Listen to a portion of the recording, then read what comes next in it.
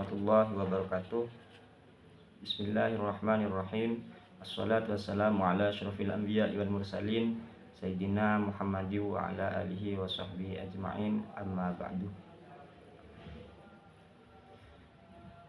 Yang terhormat kepada Al-Mukarram Kiai Haji Muhammad Hasan Mutawakkil Allah SHMM selaku pengasuh Pondok Pesantren Zainul Hasan Genggong. Yang terhormat kepada Rektor Universitas Islam Zainul Hasan Genggong, yakni Bapak Dr. Abdul Aziz Wahab BA MAG. Dan yang terhormat kepada pembimbing baik pembimbing 1 maupun pembimbing 2, yakni Bapak Abdul Ghafur MEI dan juga Ibu Nailin Nikmatul Maulidiyah SEMM. Dan juga kepada dosen penguji yang saya hormati. Dan tak lupa kepada kedua orang tua saya, bapak ibu saya yang sudah mensupport saya sampai dengan detik ini. Baik, di sini saya akan mempresentasikan hasil dari revisian ujian seminar proposal saya, yaitu tentang analisis peran pesantren dalam mendorong pertumbuhan usaha mikro, kecil, dan menengah, yang studi kasusnya di Pondok Pesantren Zainul Hasan Genggong. Yang melatar belakangi dari judul saya, yaitu analisis peran Pondok Pesantren dalam mendorong pertumbuhan usaha mikro, kecil, dan menengah atau yang disebut UMKM, yaitu karena pesantren adalah pendidikan Islam tradisional di Indonesia yang sudah tumbuh dan berkembang beberapa abad yang lalu. Pesantren berdiri didorong karena permintaan dan juga kebutuhan. Pondok pesantren sebagai bagian dari masyarakat mempunyai tanggung jawab untuk mengembangkan dan memberdayakan masyarakat dalam segala bidang, termasuk dalam bidang ekonomi. Di sini yang berstudi kasus di Pondok Pesantren Zainul Hasan Genggong. Pondok Pesantren Zainul Hasan Genggong ini menggunakan sistem pendidikan salafi dan juga modern. Terdapat kurang lebih sekitar 5.000 santri yang menimba ilmu pengetahuan, khususnya dalam bidang agama. Dengan adanya santri di sini tentu membuat perubahan baru bagi masyarakat.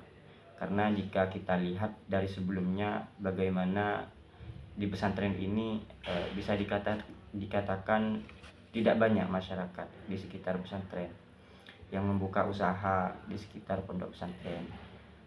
Dengan datangnya para santri untuk menyantri di pondok pesantren ini, maka membuat perbedaan begitu banyak. Mulai dengan bertambahnya usaha bagi masyarakat sehingga menambah pendapatan masyarakat di daerah pondok pesantren, dan untuk memenuhi kebutuhan hidup para santri, sehingga peneliti tertarik untuk mengangkat judul analisis peran pesantren dalam mendorong pertumbuhan usaha mikro, kecil, dan menengah atau yang disebut UMKM.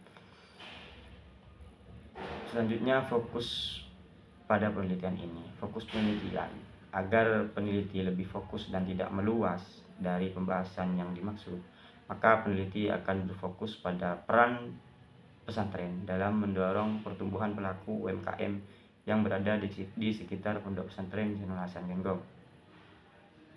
Seperti itu. Untuk rumusan masalahnya, bagaimana peran Pondok Pesantren Zainul Hasan Genggong terhadap pelaku UMKM yang ada di sekitar Pondok Pesantren Zainul Hasan Genggong. Dan yang kedua, bagaimana peningkatan pelaku UMKM sekitar Pondok Pesantren Zainul Hasan Genggong. Seperti itu. Selanjutnya, penelitian terdahulu.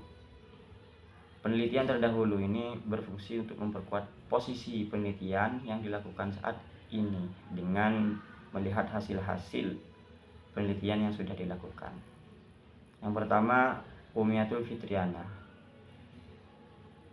yang judul penelitiannya dampak keberadaan pondok pesantren terhadap perkembangan ekonomi masyarakat, yang berstudi kasus di Pondok Pesantren Ulil Albab GG Lombok Timur, Jurnal 2019.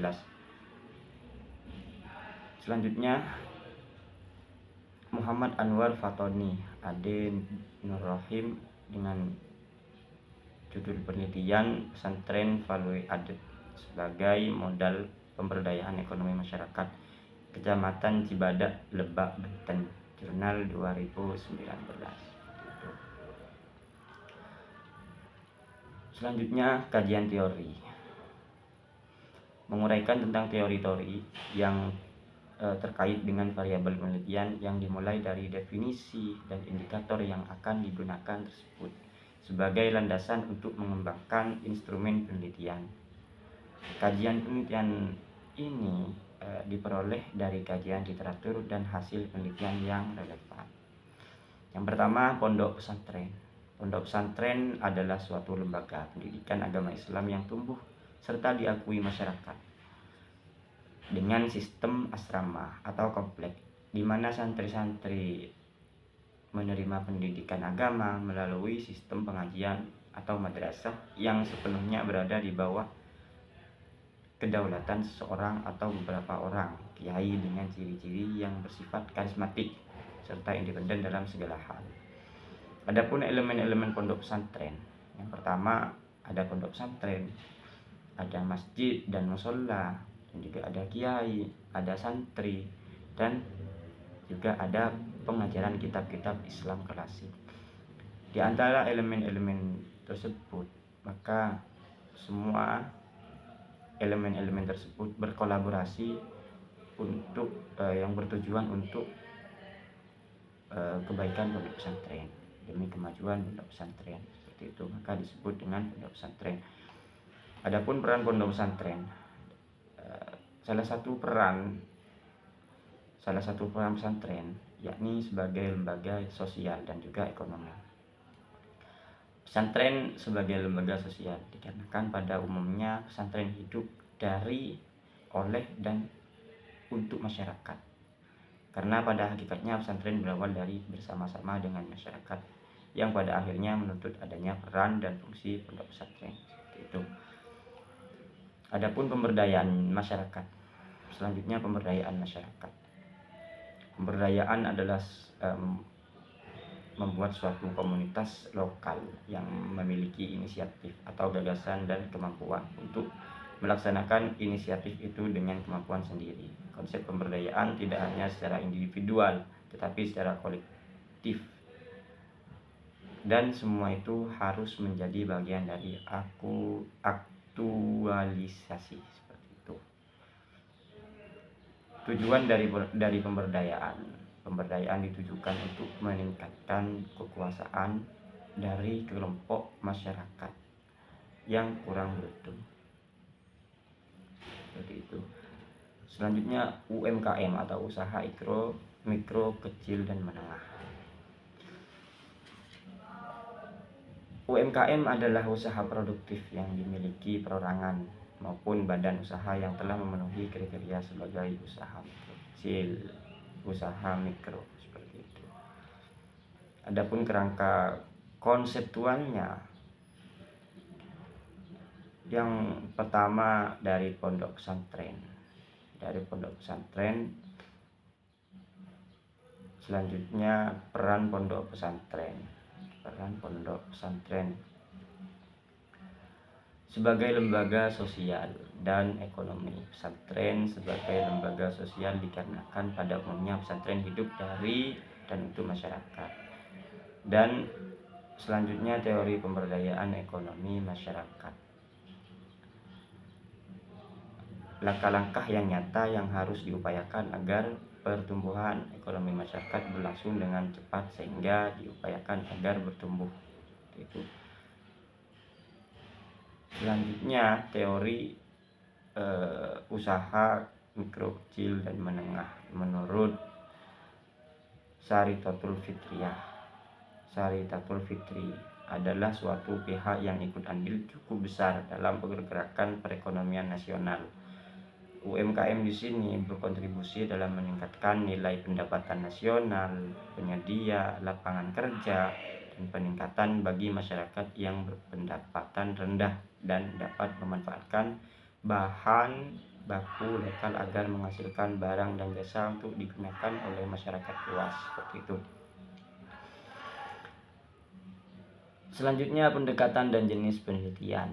Adapun pendekatan dan jenis penelitian ini digunakan metode kualitatif yang menghasilkan data deskriptif berupa kata-kata tertulis atau lisan dari narasumber dengan fokus pada analisis. Pendekatan ini menyoroti latar belakang, objek, dan individu yang diteliti. Adapun data dan sumber data penelitian. Jenis data berdasarkan jenis dan sumber data. Data dibagi menjadi dua, yaitu data primer dan juga sekunder. Sumber data primer ini adalah data yang diperoleh langsung dari subjek penelitian yang diberikan kepada peneliti. Sumber data tersebut biasanya berasal dari hasil wawancara, observasi, dan juga dokumentasi. Dan juga sumber data sekunder. Adapun sumber data sekunder ini yang dihasilkan dari dokumen-dokumen, buku, maupun jurnal. Itu. Teknik pengumpulan data. Ada wawancara, observasi, dan juga dokumentasi. Adapun wawancara merupakan pengajuan pertanyaan secara langsung kepada narasumber mengenai berbagai hal yang berkaitan dengan judul penelitian. Selanjutnya, observasi, yaitu pengumpulan data yang digunakan untuk menghimpun data penelitian melalui pengamatan dan penginderaan. Penggunaan teknik observasi yang dilakukan peneliti adalah observasi langsung, jadi langsung pada tempat penelitian, seperti itu. Dokumentasi merupakan salah satu metode pengumpulan data yang digunakan dalam penelitian dengan cara mengambil atau membuat dokumen-dokumen atau catatan yang dianggap perlu.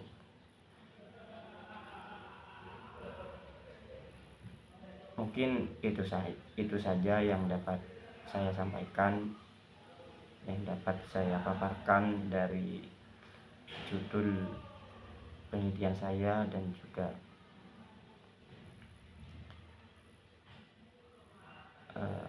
mungkin itu saja yang dapat saya sampaikan. Kurang lebihnya mohon maaf yang sebesar-besarnya.